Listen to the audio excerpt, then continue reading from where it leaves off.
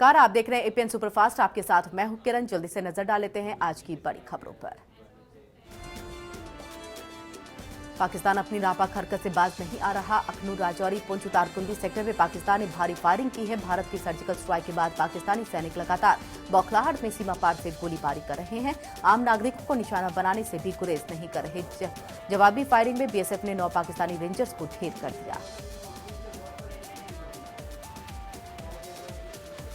Pakistani rangers की ओर से भारतीय सेना की चौकियों को निशाना बनाया जा रहा है। एलओसी के काफी करीब से पाकिस्तानी सैनिकों ने मोर्टार दागे हैं। बीएसएफ के जवान पाकिस्तान की हरकत का मुंह तोड़ जवाब दे रहे हैं। बीएसएफ की जवाबी कार्रवाई में पाकिस्तान की सीमा में भारी नुकसान हुआ है। अब अचानक गोला आ गया तो मैं तो रो के पागल हो गई। तो अचानक अंदर आ गई, तो फिर अंदर आई तो चाय नहीं, सुबह की चाय नहीं पी हमने, तो डर के मारे एक जगह ही छुप के बैठे हुए हैं। हम पाकिस्तान को इस माफिक मुंह तोड़ जवाब दे रहे हैं जिसका जिक्र हम नहीं कर रहे फॉर ऑब्वियस रीजंस, लेकिन मैं देशवासियों को विश्वास दिलाना चाहता हूं कि हमारी फौज जो है बहुत बड़े पैमाने पर पाकिस्तान के रेंजर्स को नुकसान पहुंचा रही है। भारत द्वारा पाकिस्तान हाई कमीशन के एक स्टाफ को जासूसी के आरोपों में 48 घंटे में देश छोड़ने के आदेश के बाद बदले की कार्रवाई करते हुए पाकिस्तान ने भी एक भारतीय अधिकारी को अपने यहां से जाने के लिए कहा है। पाकिस्तान ने भारतीय उच्चायुक्त गौतम बम्बेवाले को तलब किया है और भारतीय अधिकारी सुरजीत सिंह को पाकिस्तान छोड़ने के लिए कहा।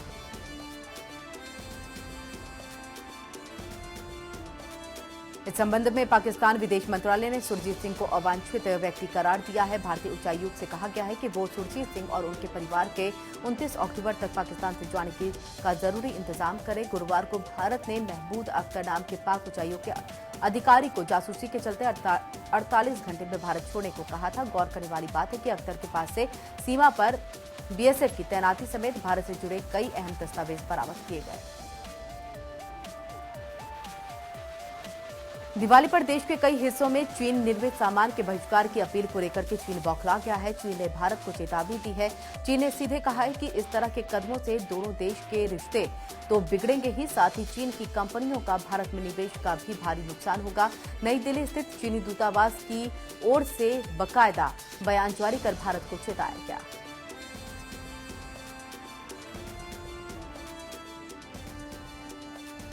चीनी दूतावास ने भारत को बताया है कि दुनिया भर में चीन अपने सामान का व्यापार करने वाला सबसे बड़ा देश है। भारत कल चीनी निर्यात का सिर्फ 2% सामान वहां से आयात करता है, इसलिए चीन के सामान के बहिष्कार करने से उसके निर्यात के कारोबार पर कोई असर नहीं पड़ेगा।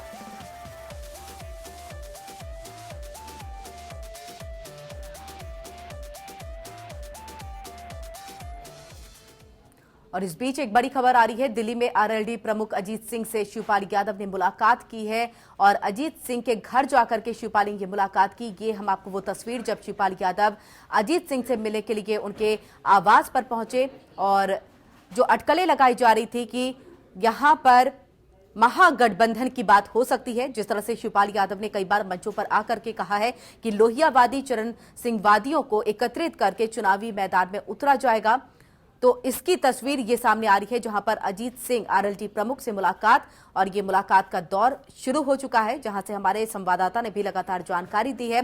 जो अटकलें लगाई जा रही थी, इस बैठक के बाद वहां पर सारी चीजें साफ हो जाएंगी, तस्वीरें साफ निकल करके आएंगी कि आखिरकार इस बैठक का क्या मतलब निकाला जाए। और एक बार फिर से हम अपनी संवाददाता अनामिका के पास जाएंगे। अनामिका हमारे साथ लाइव जुड़ चुकी है इसी पर और ज्यादा बातचीत जानकारी के लिए। अनामिका, महागठबंधन की सुगबुगाहट चल रही थी, इस बैठक के बाद तस्वीर साफ हो जाएगी, लेकिन जब तक ये बैठक चल रही है क्या कुछ संकेत और मिलते नजर आ रहे हैं? देखिए किरण, संकेत बहुत साफ है कि समाजवादी पार्टी के भीतर जो चल रहा है, समाजवादी पार्टी को भी अब ये लग रहा है कि जो विधानसभा का चुनाव है वो उसमें अगर जीत हासिल करनी है तो कम से कम सांप्रदायिक शक्तियों से लड़ने के लिए जो गैर बीजेपी दल हैं उनके साथ एक स्तर पर जाकर के बातचीत जरूरी है, सीटों को लेकर के, फिर चाहे गठबंधन को लेकर के। हालांकि इससे पहले भी शिवपाल यादव दिल्ली जा चुके हैं, अजीत सिंह से उनकी मुलाकात हो चुकी है, उनके बेटे जो हैं जयंत चौधरी उनसे भी उनकी मुलाकात हुई थी। और ये अटकलें लगाई जा रही थी पहले भी कि 17 के चुनाव से पहले समाजवादी पार्टी कांग्रेस के साथ और आरएलडी के साथ बातचीत का जो एक दायरा बढ़ा सकती है गठबंधन को लेकर के। लेकिन बीच में चूंकि समाजवादी पार्टी के भीतर जो चलने लगा उठापटक, उसके बाद इन अटकलों पर विराम लग गया।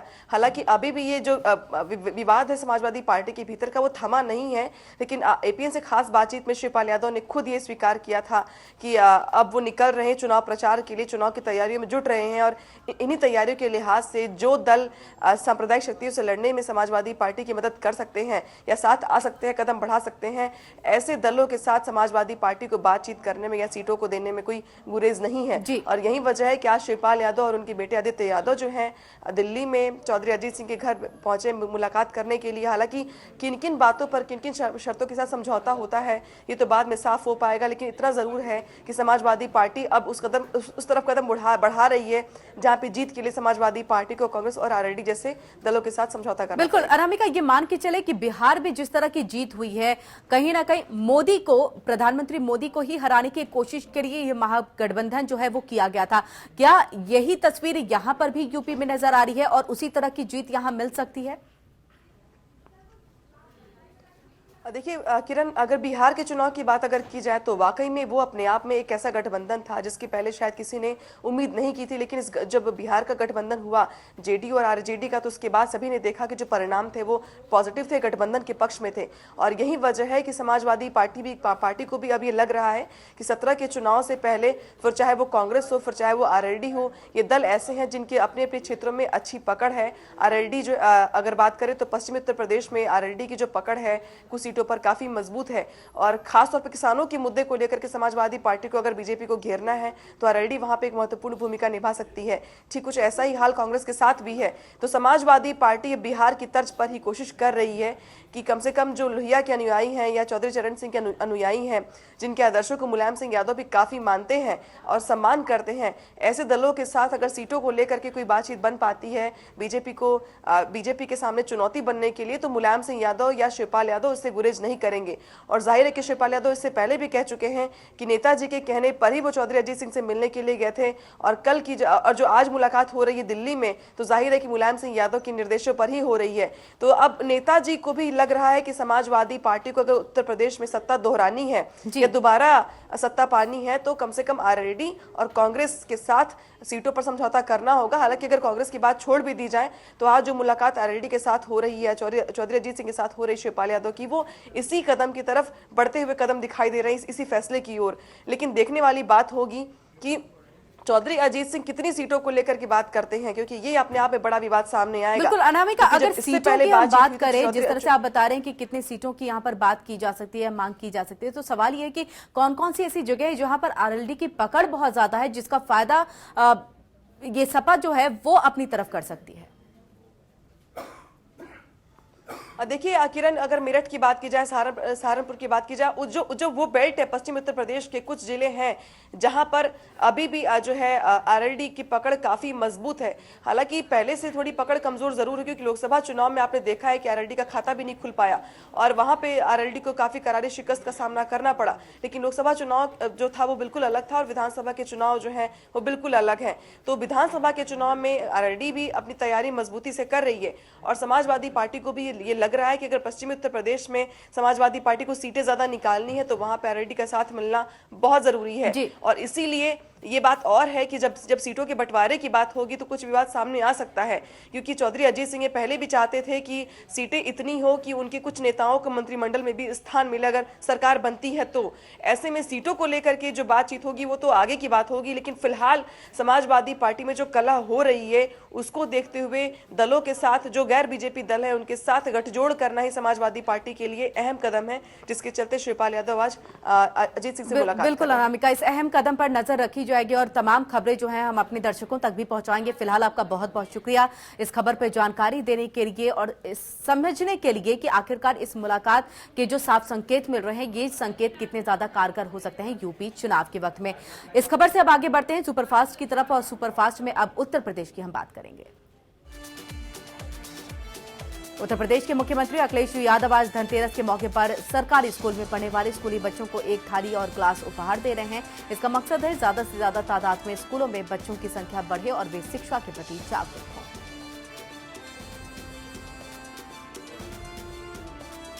सपा में उच्च घमासान के बीच मुख्यमंत्री अखिलेश यादव ने गुरुवार को दम ठोक करके कहा था कि चुनाव बाद सपा की सरकार होगी और छठा बजट वे ही पेश करेंगे। बीजेपी पर वार करते हुए अखिलेश यादव ने कहा कि उनके पास छोटा दिल है। मैं कहता हूं कि जिस तरह कई नेता बीजेपी ज्वाइन कर रहे हैं, उसी तरह भाजपाई अगर सपा में आना चाहते हैं तो सपा में उनका स्वागत है। जयशंकर का नाम लेकर के उन्होंने कहा कि अगर वो पार्टी ज्वाइन करना चाहते हैं तो उनका भी स्वागत है। सूबे की अपनी मुख्य विपक्षी पार्टी को भी अखिलेश यादव ने नहीं बख्शा है। उन्होंने कहा कि बीएसपी में सिर्फ हाथियों और मूर्तियों का काम होता है। बता दें आपको कि बसपा सुप्रीमो मायावती पर आपत्तिजनक टिप्पणी करने के मामले में देश प्रदेश में कड़े विरोध होने के चलते दयाशंकर को भारतीय जनता पार्टी से बाहर का रास्ता दिखा दिया गया था। साथ ही वे जेल भी गए थे, हालांकि वो बाद में रिहा हो गए थे। हाल ही में उनकी पत्नी स्वाति सिंह को भाजपा से महिला मोर्चा की प्रदेश अध्यक्ष के पद पर नियुक्त किया गया था। हालांकि पार्टी ज्वाइन करने के खुला निमंत्रण पर दयाशंकर ने ऑफर को ठुकरा दिया है। दयाशंकर ने कहा कि अखिलेश मेरी चिंता छोड़ नसीमुद्दीन पर कार्रवाई करें। नहीं है, वो एक प्रभु चावला जी सवाल पूछ रहे थे, उस पर उन्होंने कहा, बुआ जी के सवाल पर उन्होंने कहा, उन्होंने ये भी तो बताया कि बुआ जी के कहने पर ही मैं इनको गिरफ्तार कराया। बुआ जी के कहने पर किस तरह से प्रताड़ित, कितने फोर्स लगाए थे, उन्होंने ये भी बताया। तो बुआ जी के उसमें उन्होंने कहा, और इसलिए उन्होंने कहा कि आज मैं खाली हूँ, इसलिए उन्होंने ये कहा। और ऐसा कुछ नहीं है, हम तो पहले दिन से कहा हूँ कि भाजपा ने भले ही निकाला, लेकिन मैं भारतीय जनता पार्टी का कार्यकर्ता हूँ। और अब ऐसा कभी ऐसा रहता तो आज से मैं 20 साल पहले सोचता, मैं तो कभी सोची भाजपा के सिवा कुछ सोच नहीं सकता। नहीं, उनको मैं धन्यवाद देता हूँ, उन्होंने कहा, धन्यवाद देता हूँ, उनको आभार प्रकट करता हूँ। लेकिन मैं बीजेपी के मैं वर्षों तक कार्यकर्ता हूँ, मेरे रग रग में बीजेपी है, इसे ऐसा सवाल ही नहीं है। समाजवादी परिवार में मची आपसी कला का असर पार्टी के नेताओं और कार्यकर्ताओं पर दिखने लगा है। पार्टी के बीच मची अंदरूनी कला से नाराज होकर छत्तीसगढ़ के प्रदेश अध्यक्ष और राष्ट्रीय कार्यकारिणी में सदस्य रामानंद यादव ने पार्टी से किनारा कर लिया। इलाहाबाद हाईकोर्ट की सुरक्षा में बड़ी सेंध लगाकर के यहां कोर्ट रूम में टिफिन बम रखे जाने का सनसनीखेज मामला सामने आया है। हाईकोर्ट के कोर्ट नंबर 55 से एक टिफिन में रखे गए सुतली बम बरामद किए गए हैं। दहशतगर्दों ने पटाखों और बारूदनुमा पाउडर को गिट्टियों के साथ सुतली में से बांध करके उसे बम की शक्ल देते हुए इन सामानों को फाइबर की टिफिन में रखा था। बम डिस्पोजल स्क्वाड ने बम को रात करीब 11:30 बजे पानी में डाल करके उसे निष्क्रिय किया। टिफिन बम मिलने की खबर सामने आने के बाद हाईकोर्ट कैंपस में कई घंटे तक अफरा तफरी मची रही। था और ऐसा लगता है कि कोई प्रैंक है और कुछ लोगों को में भय पैदा करने के लिए, हतोत्साही करने के लिए इस तरह का कोई प्रयास किसी के द्वारा किया गया है। बहरहाल हमारी पूरी टीम बॉम्ब डिस्पोजल स्क्वाड ने उसको अपने कब्जे में लेकर के उसको पूरा स्टडी कर लिया है। एफएसएल के लिए हम इसको आगे की जांच के लिए हम लोग भेज रहे हैं।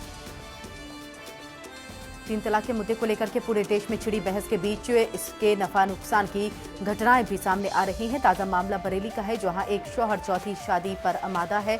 वो इसलिए ताकि उसे और दहेज मिल जाए। मारपीट करके 2 मासूम बच्चों समेत मौजूदा पत्नी को घर से निकाल दिया गया। बदायूं में एक युवक की मौत के मामले में एसएसपी ने बड़ी कार्रवाई करते हुए एसओ मुंशी सिपाही को निलंबित कर दिया है। इधर युवक के परिजनों पर पुलिस पर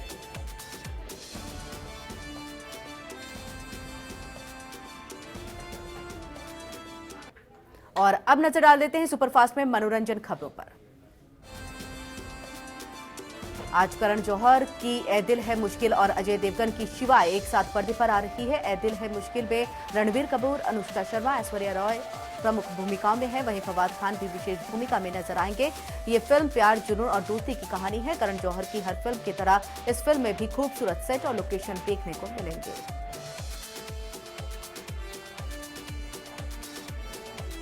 इधर आज रिलीज हो रही है करण जौहर की फिल्म ए दिल है मुश्किल और अजय देवगन की फिल्म शिवाय पाकिस्तान में नहीं दिखाई जाएंगी।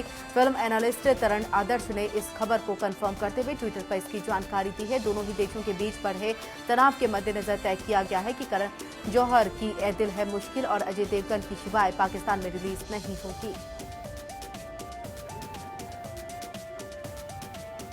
अभिनेत्री पूजा भट्ट निजी दौरे पर गुरुवार को कराची पहुंची। मीडिया से बात करते हुए पूजा भट्ट ने कहा कि वे पाकिस्तान पहुंचकर खुश हैं। उन्होंने कहा कि मैं पहले भी कई बार पाकिस्तान आ चुकी हूं। जब भट्ट से पूछा गया कि भारत में पाकिस्तान अभिनेताओं को बैन करने की बात चल रही है, तो इस पर पूजा ने कहा कि भारत और पाकिस्तान के बीच फ्लाइट आ जा रही है और अगर भारत पाकिस्तान के बीच रास्ते खुले हैं तो एक्टर्स आते जाते रहेंगे। बहुत वक्त से सस्पेंस बरकरार था कि सलमान खान यानी कि चुलबुल पांडे की हीरोइन कौन होगी दबंग 3 में, लेकिन निर्देशक अरबाज खान ने इस राज को अब राजकी रखा है। वैसे इस कड़ी में नाम तो कई हीरोइंस के उछले जरूर हैं, लेकिन अब तक सूत्रों के मुताबिक काजोल हो सकती हैं सलमान की इस फिल्म की हीरोइन। करण जौहर के शो कॉफी विद करण में पहला गेस्ट कौन होगा, इसको लेकर के पिछले काफी दिनों से अटकलें लगाई जा रही हैं। अब ये साफ हो गया है कि कॉफी विद करण के फर्स्ट गेस्ट शाहरुख खान और आलिया भट्ट होंगे। शाहरुख ने इस बात की जानकारी सोशल मीडिया में अपने फैंस को दी है।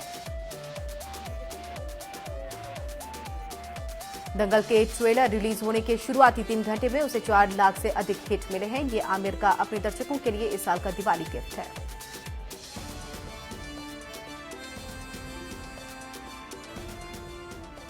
और इसी के साथ एपीएन सुपरफास्ट में इतना ही। रुकेंगे एक छोटे से ब्रेक ले। ब्रेक के बाद भी खबरें लगातार जारी।